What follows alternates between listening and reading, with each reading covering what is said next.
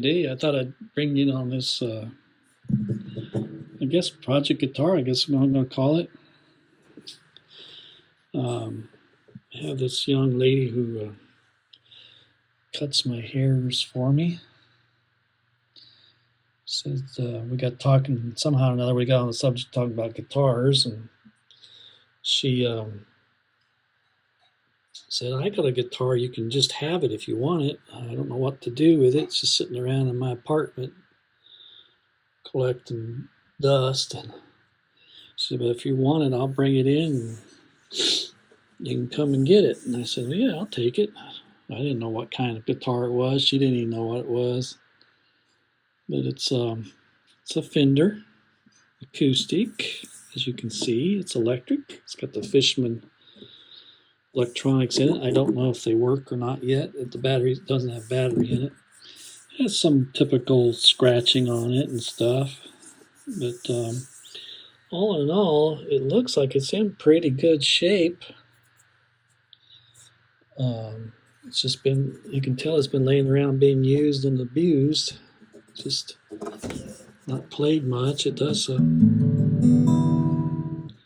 has some dead acoustic strings on there.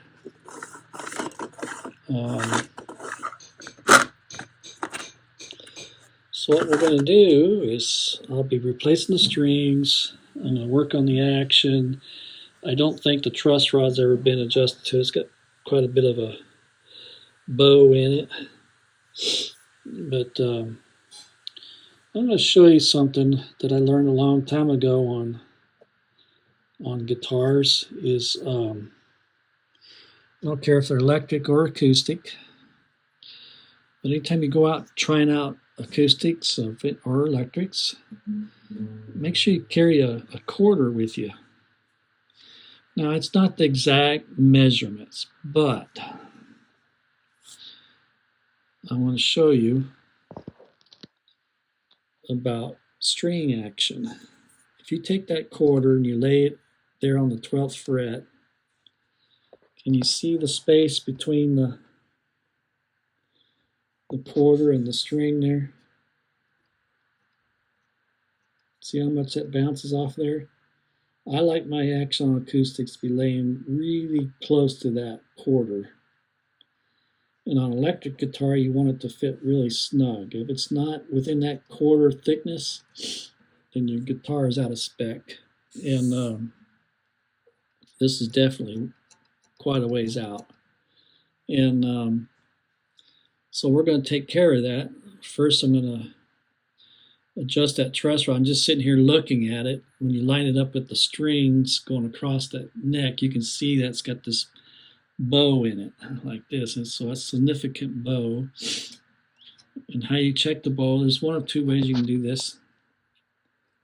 Is you can put a capo on it up here at the front here and hold these strings down, or you can hold it down by hand here at the first fret. And I like using the 12th fret up here. Some recommend the 17th fret, and then you check your space between here and here. And I've done that, and there's quite a bit of a gap there. And so that means that neck is bowed pretty good. So I'm going to straighten that out, check to see where the action's at again. And if I'm still not satisfied with it, then what we're going to do is sand off some of the bridge here, saddle. And that should bring that action down where it's least playable.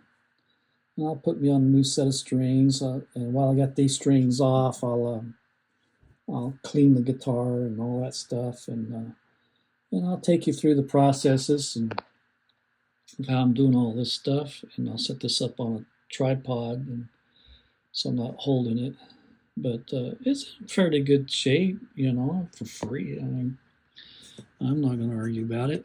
And what I'll end up doing is I'll fix this up. Usually what I do with guitars like this, I fix them up, and then I'll find somebody that's wanting to learn or something like that, and I'll give it to them. And I don't know what it's worth. I haven't looked it up yet to see what it's worth. I don't think it's worth a whole lot of money, but it's it's worth a couple bucks, you know. But you know, the fretboard's all dry. I'll take care of that. I'll clean the frets and uh, check it for fret buzz and all that stuff. But I played on it a little bit with these dead strings on it. It seems to play okay. I mean, you know, I mean, sounds all right. It plays all right until you get up to about the fifth fret, and then it gets a little harder to push them strings down. But tuners seem to work fine. They don't seem to be loose, and the nuts in looks like it's in okay. It looks like these aren't they don't look like they're plastic. The saddle end and nut. I think it's that fake stuff. You know, I don't know what they call it, but they're fine. I'm just going to leave it the way it is. You know, it looks like somebody's done a little bit of nut work to it at some point. I did check the action here. How you want to do that is push down on the second fret there, and you push down on that and see if there's any space between this and this. So somebody's filed the nut on this already, because that's right where I would put it. Just teeny tiny bit of space between that first fret and the string there. So what that means is it makes it easier for you to do your fretting, like if you're doing an F chord or whatever up here. It makes it easier to squeeze that, because when they're up high like this, see that difference? And it makes a guitar really hard to play. So usually that's the first thing I do is file the nut to make this action here as low as I can get it. And then adjust the truss rod, and then if need be, then I'll file the saddle. So I'll bring you back in a little while when I get that far, and get this thing set up on a tripod. Gotta find it. I don't know what to do with it. But anyway, all right, that's my adventure for this next day or two. I'll talk at you later. Okay, as expected, the truss rod's in neutral. See how loose that is? So that means that this neck has never been adjusted at all. And like I said, what I do, I like to put my finger there and finger there. And if you tap on this, there's quite a bit of gap between this area right here. So what we're going to do is tighten up on this truss rod some. There we go. See, it's starting to pull on it.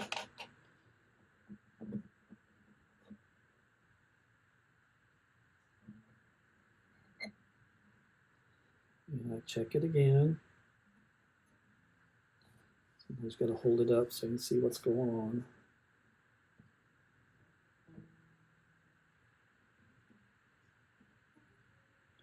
Getting there.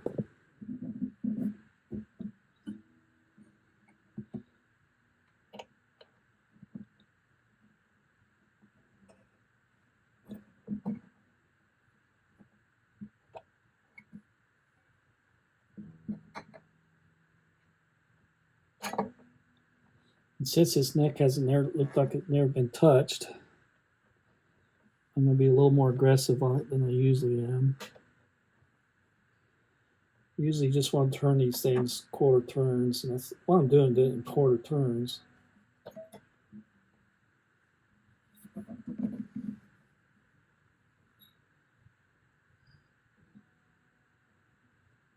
Almost there, almost.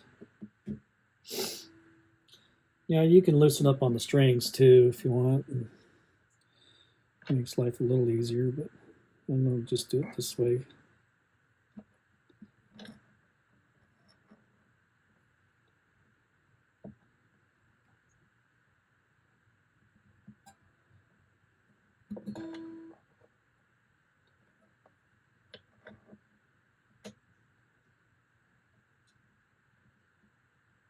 As you can tell, it's starting to get really nice and tight.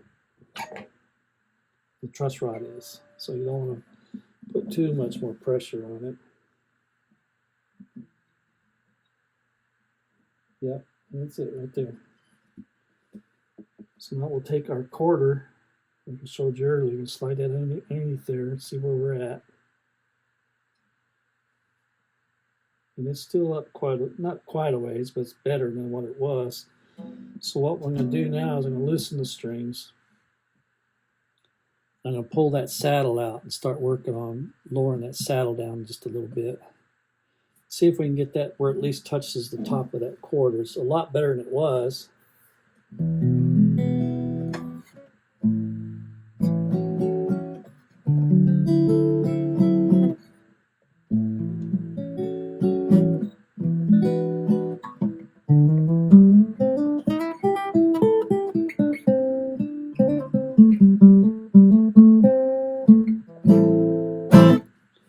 So it's a little bit better, but it could be a whole lot better. And it still needs to come down some.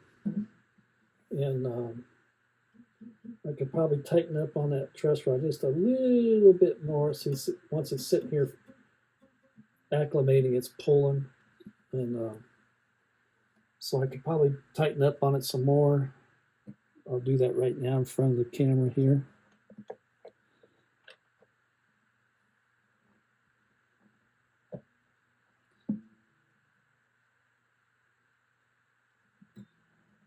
I'll go one more time here. Sometimes it's a good idea to make your adjustments and let the guitar rest for just a little bit to see where that neck's going.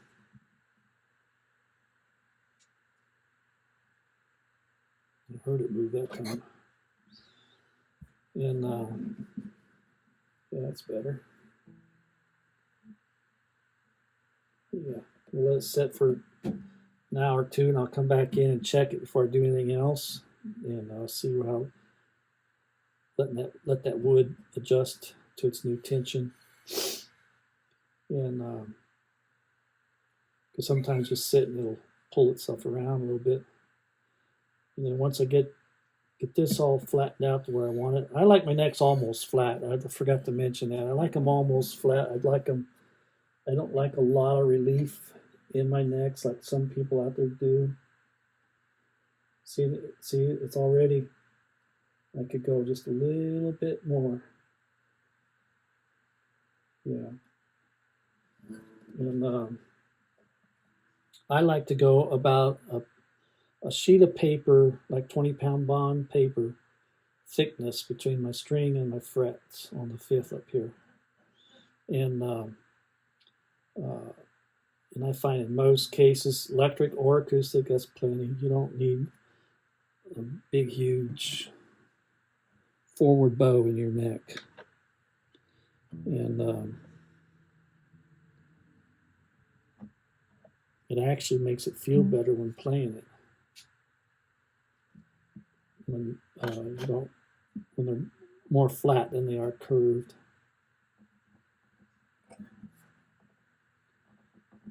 And then, of course, that's up to the artist, person playing it. And yeah, it's getting better all the time.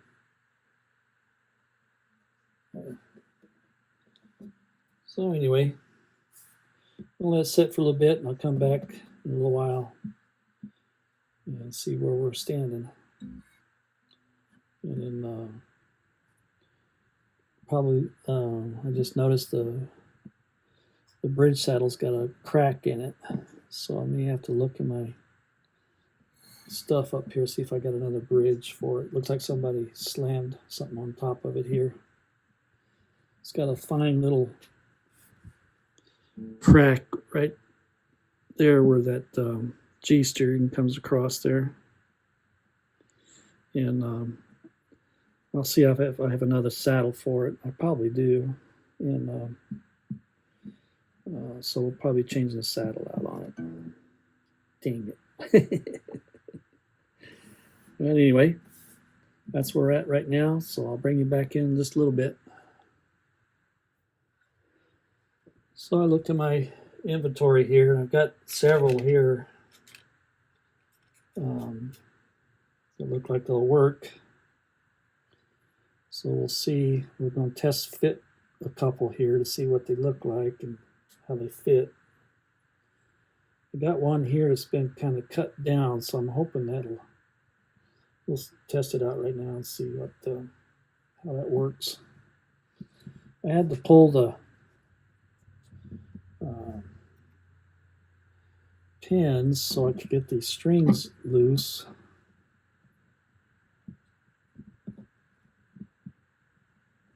If I can get them out of there. Huh.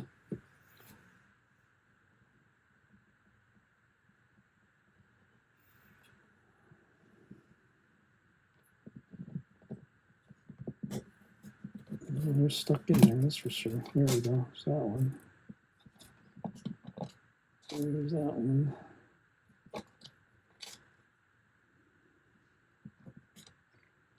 I don't know what brand strings these are, but you can tell they're cheapies. Whatever brand Fender puts on their guitars, probably. Let's see if we can pull that out of there now.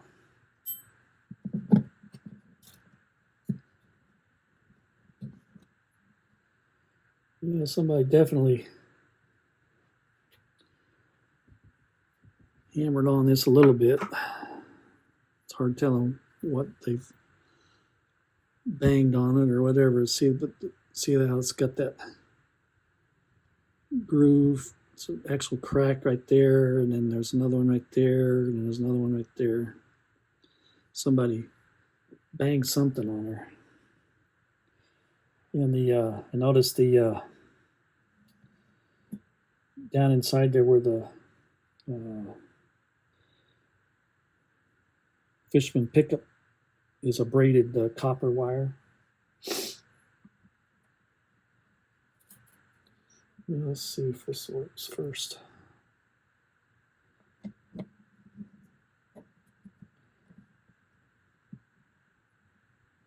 Oh yeah, see this bridge has been already sanded down. Must have took it out of another guitar. So what I'm going to do right for temporary, yes, the strings need to be changed. You can, you run your fingers underneath there, you feel all the crud underneath there.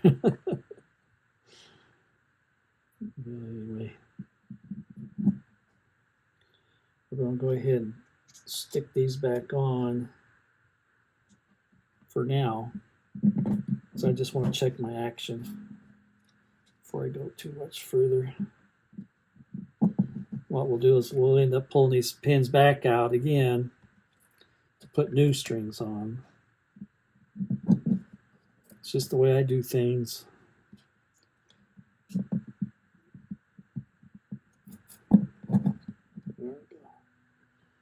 All right, now we'll check our action, see where we're at. Oh yeah, that's a whole lot better. Whole lot better.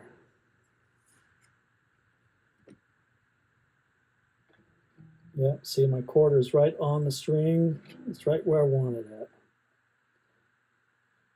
A little snug on the E side, low high E side, that's fine. And no fret buzz.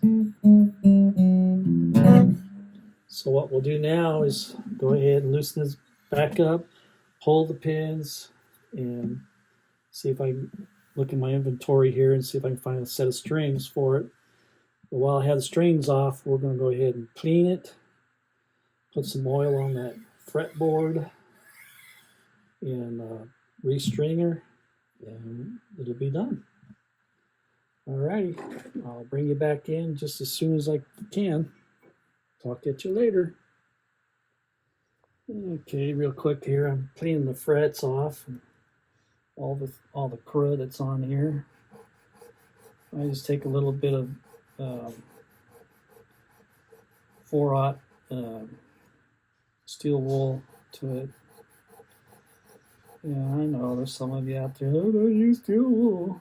Oh well, I'm the one doing it.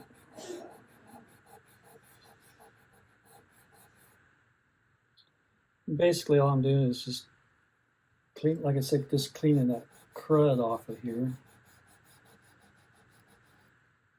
A lot of it's what I call finger crud from sitting around. They're just right at the point where it looks like a couple of them about ready to turn green on me here. So we just drag that across there and get them nice and shiny again. There's a teeny tiny bit of fret wear up here in your typical places, but not enough. I'm not going to worry about. Sometimes you can take your recrown file and straighten them out if they're not too bad. But this time around, I'm not going to do that.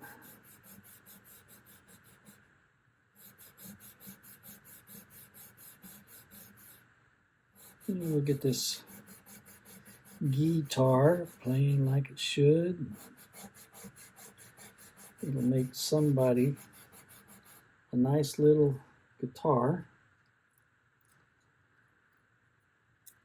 And now what I'm going to do is I'm going to clean the fretboard up a little bit. And I like to use a straight edge razor blade. Probably get a new one. So I've used that one a few times.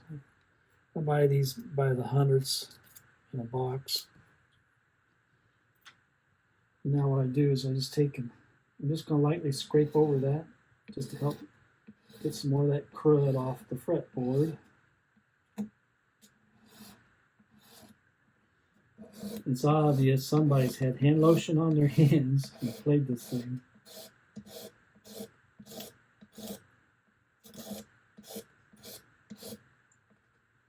Worked on many guitars where even guys use hand lotions on their hands, and it transfers to the fretboard in a gummy way.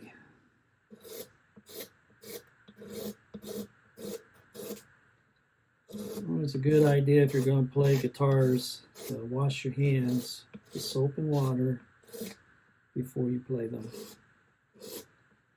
And that way it gets rid of all your sweat and all your lotions and things you put on your hands. I mean, you don't have to, but it's a good idea if you do them. I wouldn't have to be doing what I'm doing right now.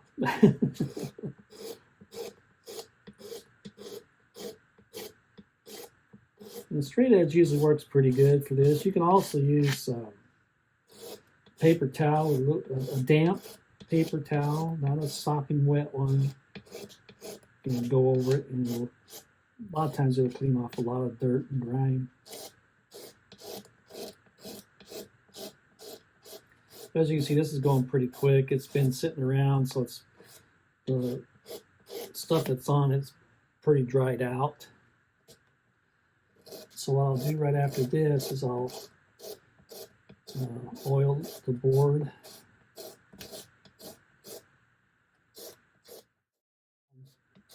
See just a little bit of wood shrinking on this, especially when it comes to the binding. You see there, they didn't scrape it off to the fretboard up in this area.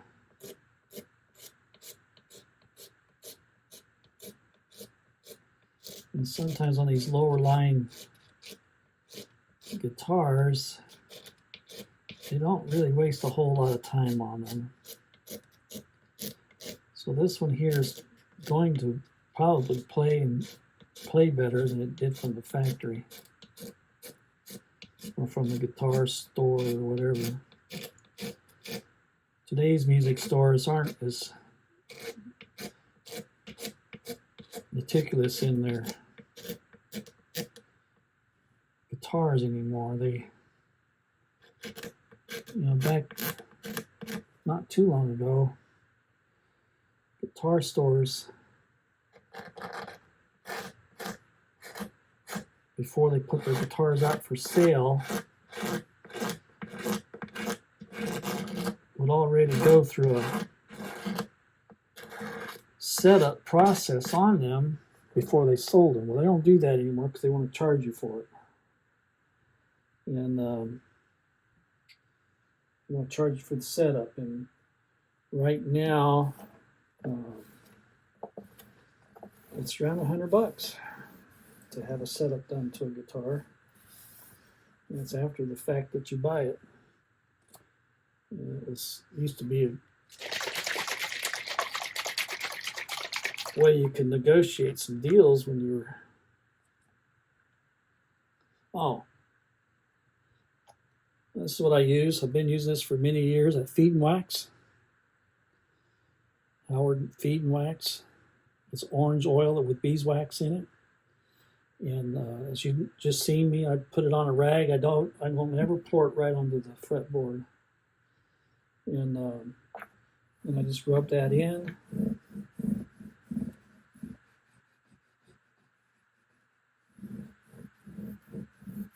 Yeah, I'll probably do this another time or two because that's pretty thirsty.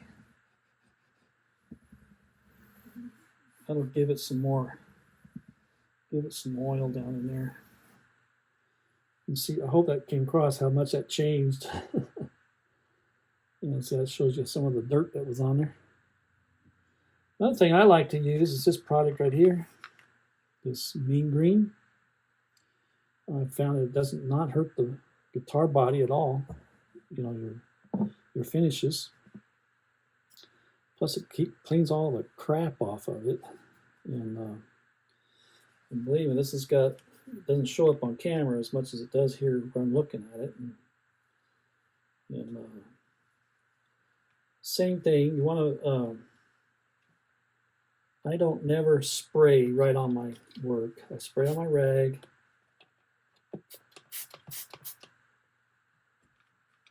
Like that. And then I just start wiping the dirt off.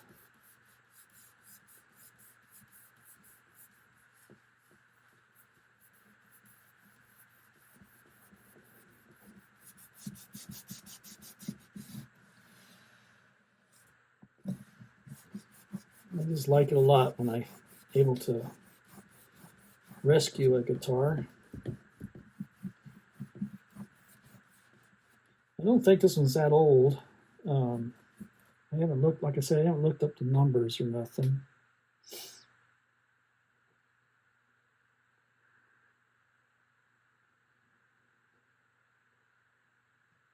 Looks like it could be, looks to me like it might have been 12th month, maybe 2000, 2001, somewhere in there. I'll look it up later and see what it says. But already starting to change. It's hard to believe how dirty it is. Oh, yes, I can. I had gotten a Les Paul one time. This guy brought me a Les Paul Studio or Standard. I can't remember now. It's been too many years ago. But I do remember the condition it was in. It was one of those ones, took it out of the case. I almost didn't do the work. It was just awful. It had never been cleaned since new. You could tell where somebody spit beer all over it. It was just a mess. It was one of the few guitars where I put gloves on it to work on it because I just didn't know what the heck was on that thing. It was just an awful, awful mess. How anybody can do that, I don't know. When I see stuff like that, it makes me wonder what these people are living in, house-wise, home-wise. It's like you take, it's just the kind of care you take in your own home. It's like, but it was really bad. It was untouchable. So I asked him about it because some people are real finicky about that. They don't want their guitars cleaned. I found that out over the years. Beyond me why they don't want them cleaned. So I told him, I said, well, before I can work on this, I got to clean it off. So he went ahead and agreed with me to go ahead and clean it. So I did. I used the same stuff on it that I'm using right here. that simple green, or whatever it's called, mean green. Yeah, mean green. And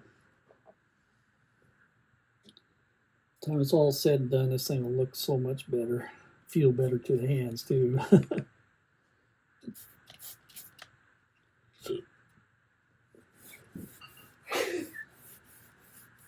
Like I said, this thing's really got a lot of grime on it.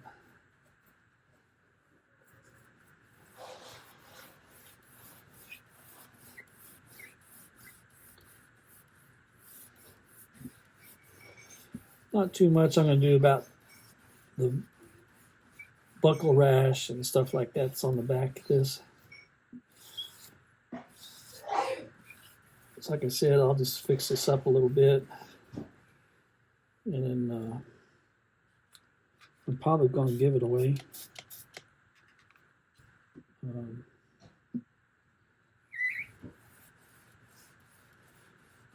Seems like I always find somebody that's wanting a guitar. And they can't quite afford them. That's the people I look for. People that want to play, or they've played, and through things of life they've lost their guitars. Or I helped a guy out one time, had his guitar stolen, and I wound up giving him the guitar and an amp.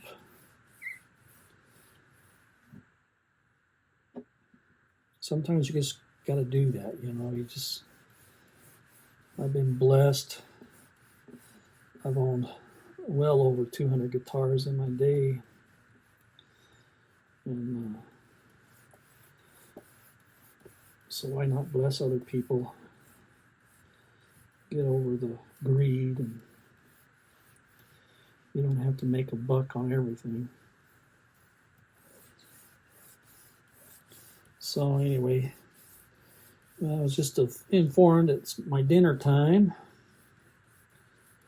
So I'm going to go in and eat my dinner.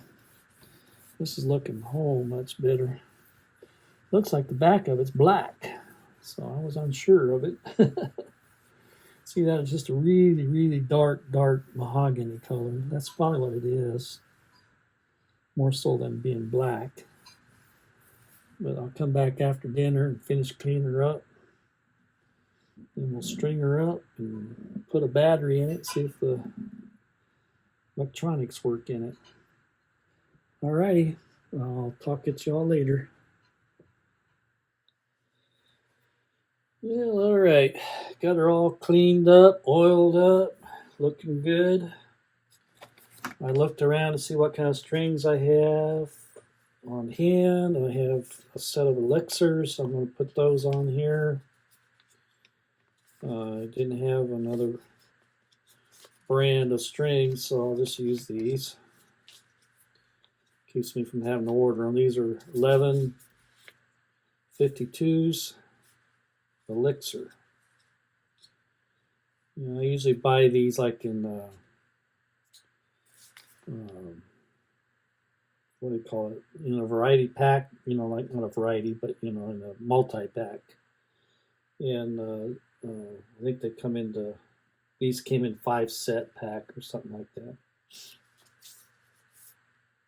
So anyway, that's what I elected to put on here. We'll start with the 11s.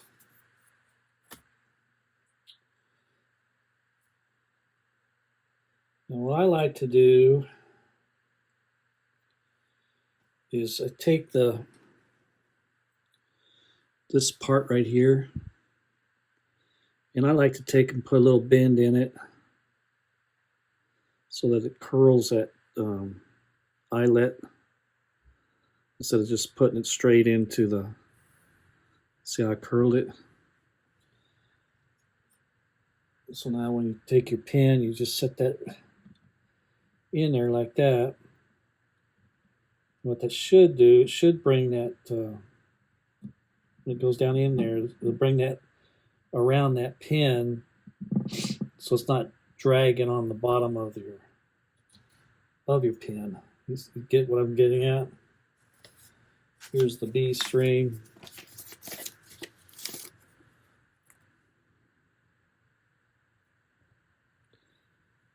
And sometimes, not all the time, but sometimes, you ever play an acoustic guitar that has a vibration in it and you can't figure it out?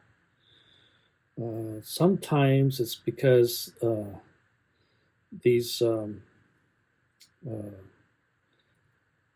I call them eyelets on the strings, are vibrating up against the bridge. And so see, when it's straight like that and you stick your pin in, sometimes they'll have a tendency to push that pin. That pin will push that eyelet. Get my fingers working here.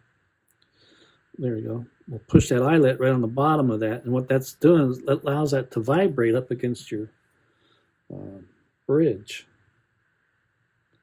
So I find if you bend those just a little bit, don't take a whole lot, but if you bend that just enough, and you put that in there, that'll help seat that string inside that slot better. There we go. See how it drops down in there? And then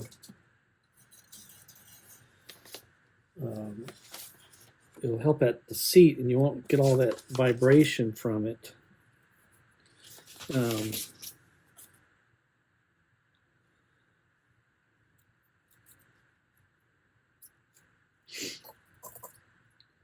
some other times too, like if you have a vibration that you hear, if you hear a vibration in a guitar, no matter if it's on an acoustic or an electric, sometimes the nuts up here on the tuners will loosen up on you, and those doggone things will rattle on you up there, and that'll cause you problems as far as vibration and rattles go. And then another issue to look at in acoustics is sometimes the bracing underneath the top and sometimes on the bottom have come loose, and they'll need to be re-glued. And I've run across that on a few Taylors and Martins where for whatever reasons they come unglued. And a lot of times, most acoustic problems come from people not taking good care of them. And the thing, more so than with an acoustic than an electric, a lot of people don't realize it's just wood, and it's very thin woods. And it's just wood and glue. And you put it in a hot car, no matter if you put it in a case or without a case, people will leave them in hot cars. Majority of the time, people will leave them in trunks of hot cars in the summertime. Well, what happens? Your glue softens up, and it will detach. I've fixed a lot of guitar, more acoustics than electrics, where people have left them in the hot cars, and usually what happens is it softens this glue up in here, and it'll cause that neck and body to bow. And you have no choice but to remove the neck and reset this area up here in the guitar. Now, I only do that on guitars that are worth it. You know, some guitars it's just cheaper to buy another guitar and use your other one for wall art. I have fixed in the past. I have fixed some questionable ones where there was a lot of sentimental value tied to the guitar, and we as human beings tie a lot of sentimental value to things, and we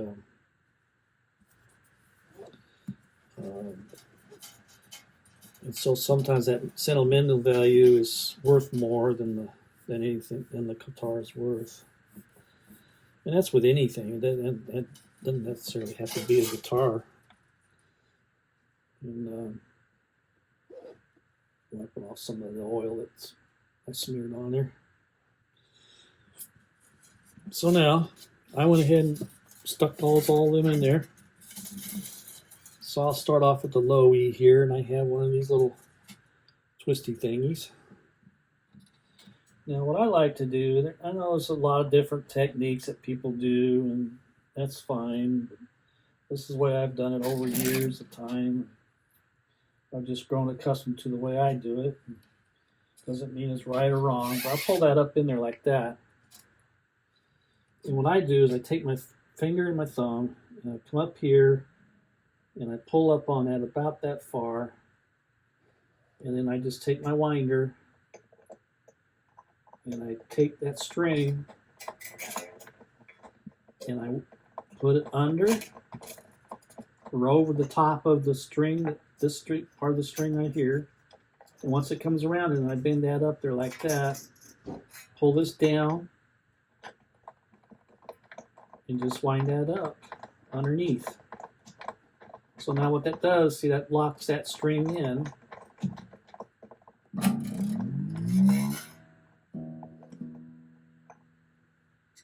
So it locks that string in. And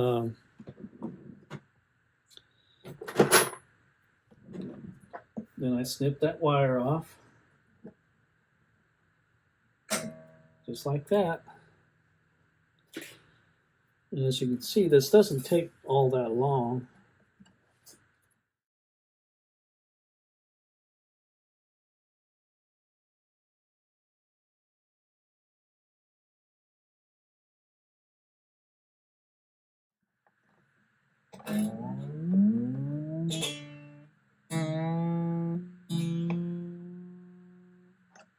And if you heard, what that's doing is it'll pull that string up on that peg down there on the saddle or on the bridge, whatever you want to call it there. Yeah, move on you. So I always look to make sure it's not pulling the peg out of the bridge. Sometimes that'll happen when you put tension on those. And it really happens if you leave your eyelet underneath the peg, it'll pop that peg back up on you.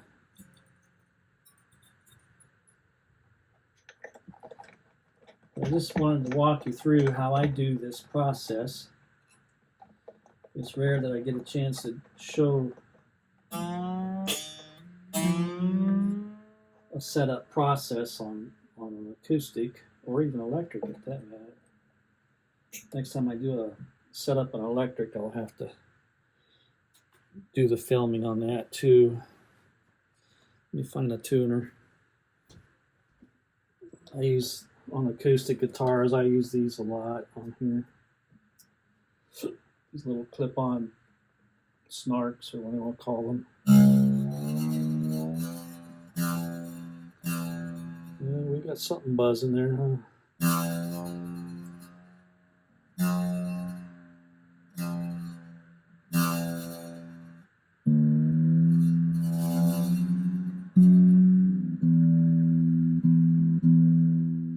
Yeah, that's why I figured once you get tension on that neck and pulls that neck back up, see it's buzzing a little bit off that front fret right there.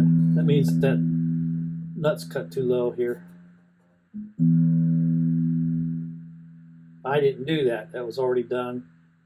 So what I can do, I probably won't do it right now, but at a later time, what I'll do is I'll loosen this string up.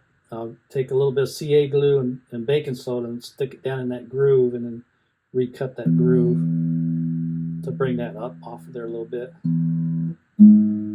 Because see, the rest of them aren't doing that. So what I like to do is once I kind of start to get it into tune or taunt, whatever we'll call it, is get it back into pitch again.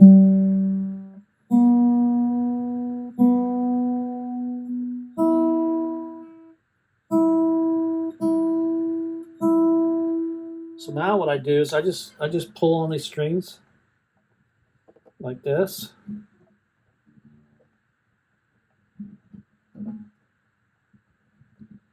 You don't want to put a lot of pull on them. You're just trying to get them to seat a little bit better. And what I do is I pull on this end on the bridge end, and I pull midstream of the neck. And what that's going to do is help pull on that slack a little bit. It helps seats this a little bit better. It helps seat them up there. So now watch, see, it'll be out of tune. See.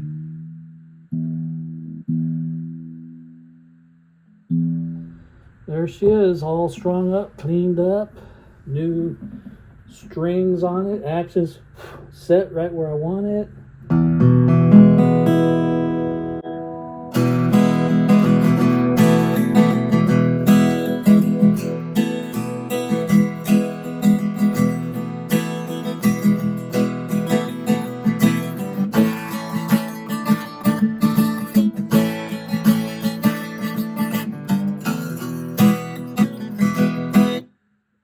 So what do you think, huh?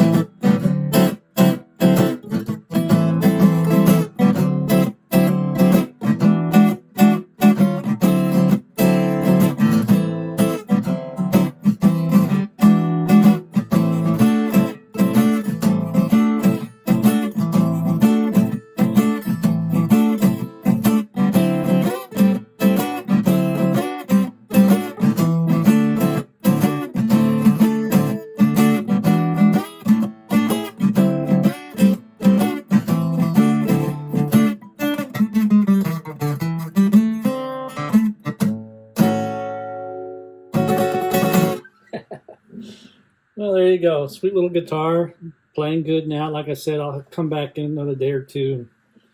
I'll fix this one string up here on the nut.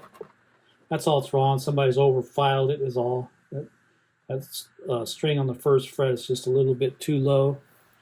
So I'll fix that. That'll only take me just seconds to fix. And what you do is you just use a little bit of baking soda and a little bit of CA glue. This is the stuff I use right here. On that, and then mix that up and put that in that slot. It takes like a second. It's dry, and then you just come back in and file that back out, and you're done. Well, there you have it. My freebie guitar, all set up and ready to play.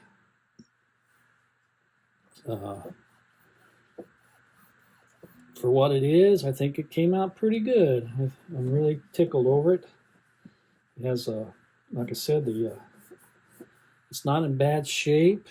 It's got a couple this, that, and other things in it, but that's to be expected. It's been sitting around in a room somewhere. Probably it's been falling over a couple of times. Never been cleaned. I took off probably a mountain of dirt off this thing, and so I think all in all, I think that was a fun little project. And now all I'm going to do is like fix that, and I'm going to find her a new home, and hopefully it goes to a good home this time, and somebody will appreciate it and love on it and learn how to play and all that stuff. It's a good entry level. Somebody's wanting to learn how to play. It's a good guitar for that. I just made it so it's playable, and I get asked this question a lot about what should I buy my kid to learn how to play? Should I buy him an acoustic or electric? And my main thing is I don't care if you buy him acoustic or electric as long as it's playable. If it's not enjoyable to learn on, then the relationship between the guitar and the person is not going to last. And I'm all into selling affordable guitars when I can. You know, I don't do it for a living or nothing. And it's always been a hobby of mine. And I've put a lot of guitars in a lot of people's hands that couldn't afford them. And nothing blesses me more than to see them a few months more later and they're playing the heck out of those guitars. Then they're ready to move on to something a little more expensive, but many of the guitars I have done that way are still in those people's possessions. They cherish those guitars. It's just like me. I still have my very first acoustic guitar that I got when I was like 9 or 10 years old. I still have it. It's just one of them cheapy dime store guitars that people bought their kids back in the day.